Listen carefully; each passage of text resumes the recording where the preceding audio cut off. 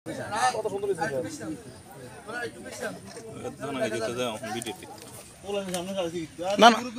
থাকুক থাকুক থাকুক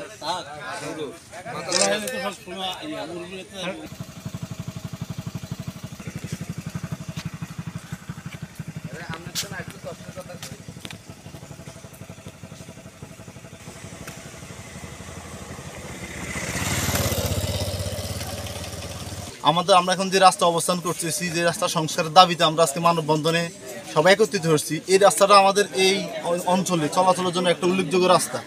কোনো মাল মানে পণ্য পরিবহন করার জন্য, ইট বালু সিমেন্ট মানুষ বাড়িঘর তৈরি করার জন্য এই রাস্তা দিয়ে পরিবহন করা হলে সবচেয়ে সুবিধাজনক। কিন্তু এই বিগত এই আমাদের রাস্তার পাশে যে মাছের ঘেরগুলো আছে, এগুলো অপরিকল্পিতভাবে কোনো প্রকার স্বেচ্ছাচারিতাভাবে এগুলো করার কারণে, মাছ চাষ করার কারণে এই রাস্তাটা পর্যায়ক্রমে আস্তে আস্তে ভাঙতে ভাঙতে এখন বিলুপ্তির পথে।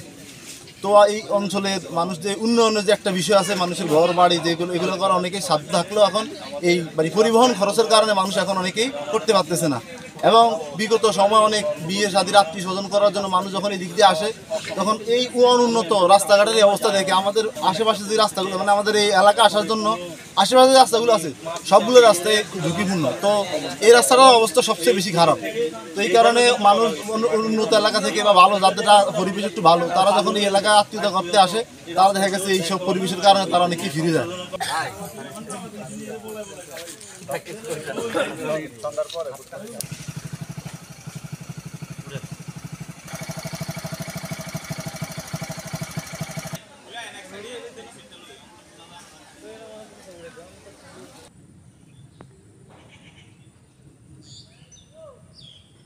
হাজার লোক যাতায়াত করে এই রূপসা রোড থেকে স্টার্ট করে রায়পুর রোড পর্যন্ত মিলিত হয়েছে এবং বর্তমানে 15 নম্বর ইউনিয়ন বোর্ড যেখানে অবস্থিত বদরপুরে, ওই ইউনিয়ন বোর্ড পর্যন্ত এই রাস্তাটা যায় মিলিত হয়েছে।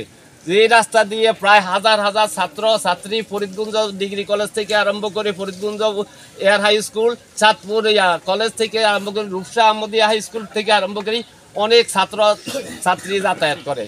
কিন্তু দেখা গেছে একটু বৃষ্টি হইলে এবং এই যে পাশের যে জলাশয়গুলো আছে, এগুলাতে কিন্তু মাছের চাষ করাতে রাস্তাগুলা যতটুকু ছিল প্রায় বারোয়ানি বিলুপ্তের পথে। ফরিদগঞ্জ থেকে আমরা আসার পথে সর্বোৎকৃষ্ট পথ হলো এটা, কিন্তু সেই দৃষ্টিকোণ থেকে এই পথটা এখন বিলীনের পথে। আমরা এখন প্রায় 4-5 কিলো ঘুরে আসতে হয়।